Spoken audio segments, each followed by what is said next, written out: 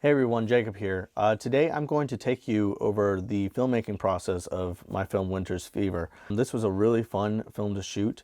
However, there were a lot of issues we had throughout the entire process. So I'm actually going to watch the film with you. I'll be pausing it periodically just to kind of give you some details on kind of the behind the scenes of what was happening at that moment in the shooting time. However, first, I'd actually like to run you through some of the pre-production because there's a lot of backstory to what had happened leading up to the actual production date. So for starters, I had actually originally planned for this role to be played by a man, not a woman. And that was something that I was pretty heart set on just because it was my original idea. And typically we have a hard time letting go of our original ideas. I went through, I think, 3 male actors, all of which, had agreed, yeah, I can do that for you, but then fell through at the last minute. And I had actually asked my wife, Amanda, who ended up playing the role, to kind of fill in for some test shots. And Tommy Dennis, the professor, really loved her as that character, and made the suggestion to me that maybe I change it to a woman instead of a man. And that was something that was kind of hard for me to hear at first, but after pondering it, I thought, it might make more sense anyway in the long run. So this entire film is supposed to take place in a dream state. More specifically, the dreams that we have when we're sick.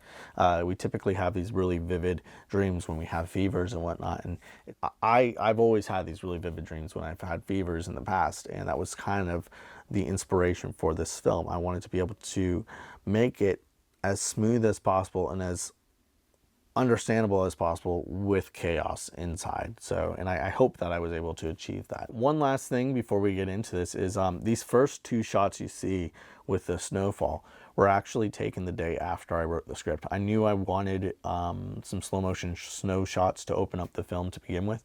And I got up the next day. I was away on a business trip in North Carolina, and I got up the next day and there was this beautiful snowfall happening. I was getting ready to leave. I had all my gear to go to a film shoot, and I took out my camera. I just started filming some slow motion shots handheld, and they turned out really beautiful, and I'm glad I had them to use them. But yeah, let's get into it.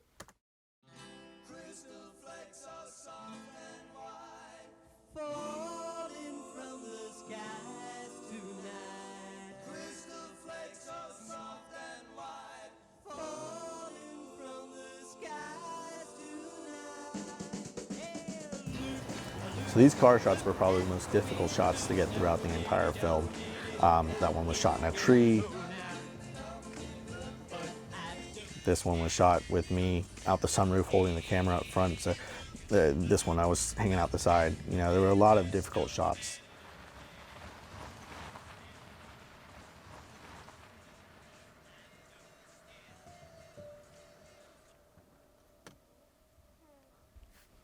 This is the first shot in the film where I actually had to mask out something. You can see I'm obviously there laying on the ground, supposedly dead, and I was actually moving a lot. I'm not an actor. I don't know what I'm doing. So I was breathing heavily and my fingers were moving. So it made it a problem. So I actually had to take a snapshot of me laying there and then using the masking tool, mask out the rest of the clip so I could get her movement with me masked out. Luckily, she didn't come too close to me where I couldn't do that, or where it would be difficult. It was a pretty easy fix.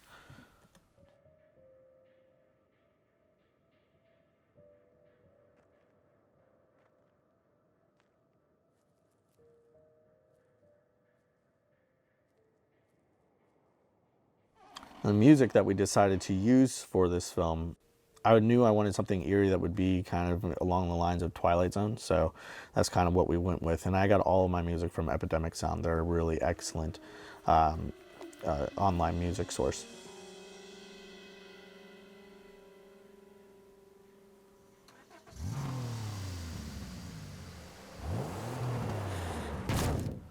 Getting the shot of her getting hit by the car was way more difficult than I had originally anticipated. It was really, really hard. I had several different shots of her, of reversing the car from her being hit and stuff, and it just didn't look natural enough when I reversed it. I thought I had the shot, so when we left and I came back and looked at my footage, I realized it wasn't good enough, and I really should have looked at it in camera, especially with such a crucial shot. It was just something I totally, completely overlooked. So later, when I was in post-production editing this film, I had to really think outside the box because I knew I couldn't go back and shoot something, especially since there was no snow outside. So I really had to change my original plans, which kind of upset me at first, but I'm really glad I did because I think that the shot that came from that really did work fairly well. Most of it is done in Premiere itself. And I actually just had my wife standing there and I said, hey, can I get the shot of your eyes real quick? And it all worked out in the end. So let's move on. That blurring effect around the screen was something that I had seen. I thought it was pretty cool. So I decided to kind of figure out how to do it. And I think it actually adds to the film in a way that it tells the audience that not all is normal. And you can see I'm using a lot of handheld shots throughout this entire process. And I'll kind of touch base as to why I decided to use handheld at this part later.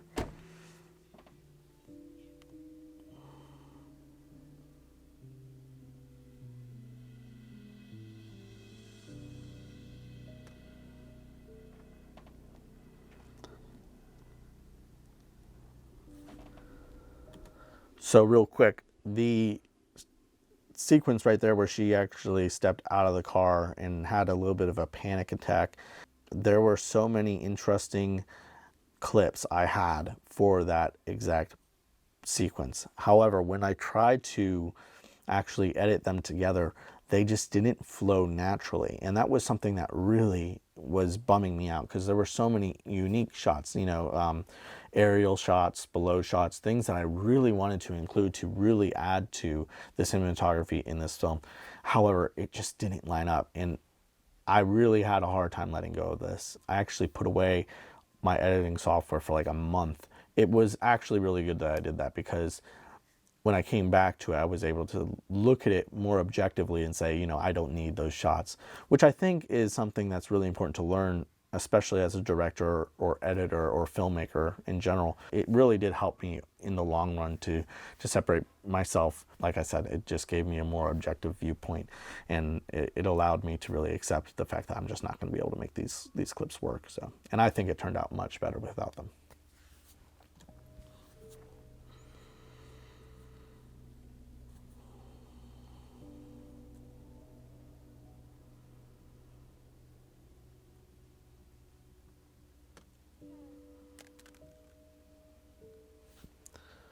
This clip here is probably my favorite shot, and that transition is my favorite transition.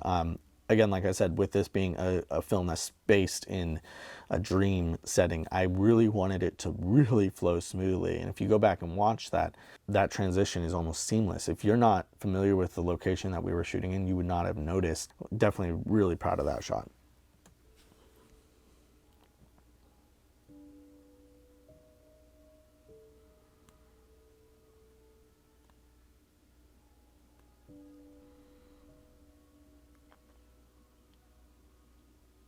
This was another transition that didn't work out as well as I would have liked it to, but I think it still did the job of letting you know where we were at.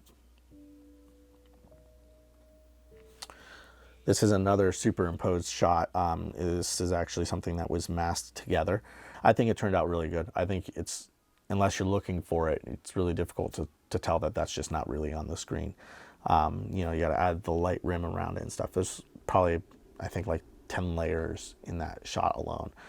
Something I forgot to mention earlier is this song, Look at the Winter Snow. It's actually written and performed by my cousin, my great cousin, who was rather famous back in the day. His name is Vinnie Monty. You should check him out. He has a lot of really good music. So getting to use a family member's music in a film was super cool. And I knew prior to actually writing the script that I really wanted to include this song because it's probably my favorite song of his. And it was kind of just really nostalgic for me to be able to put something like that in there for him. I don't think he's seen the film yet, but hopefully when he does, he'll be really happy with the outcome.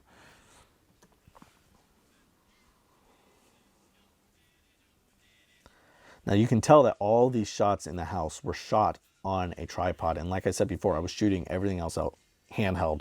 Typically, when you see something shot handheld, it gives you this idea that things are out of control. So the primary reason I used a tripod in the house was because A, I wanted to kind of add this idea that she had some form of control with where she was at now. And then two, when things do start to go out of control again, the change back to handheld is much more drastic. It's a lot more noticeable. And again, it just adds to the film, I think. And you can see we had some distortion in the music here.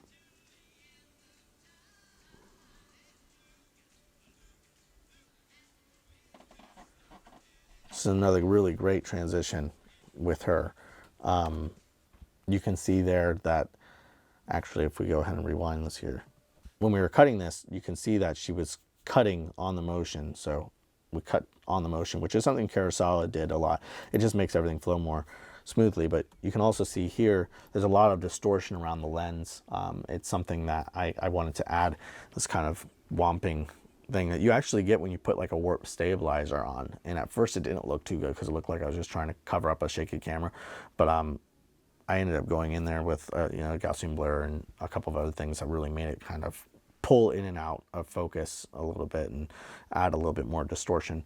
Another thing that you can see here is the change in the couch, which is a really subtle transition and change, which I love. I think most people probably miss it, but it's there because it gives me peace. You can see that, when she sits on this couch here,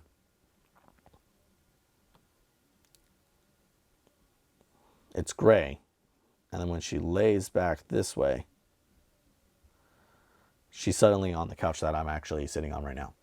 And that was just done moving cushions. But it was a really cool transition to show that she's in a different location. Again, most people probably missed it.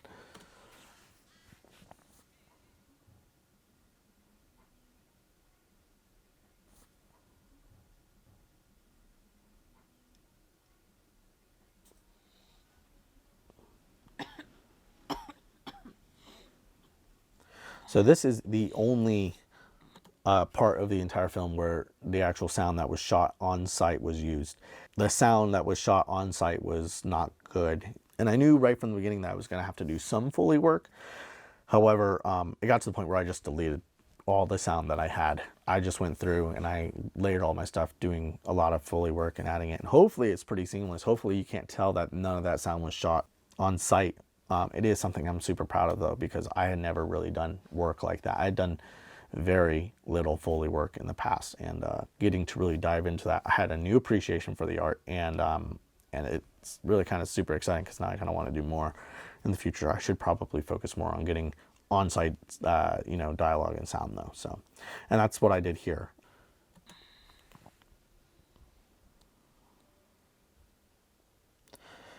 Now, this entire phone call conversation was actually removed from the film, the second cut around, and that was a suggestion from Tommy. However, after seeing the cut without it, he did say, maybe it would be better to have it in there. So I went ahead and added it back in, and I do think that it just pulls together the entire film, gives the audience an idea of what they just saw.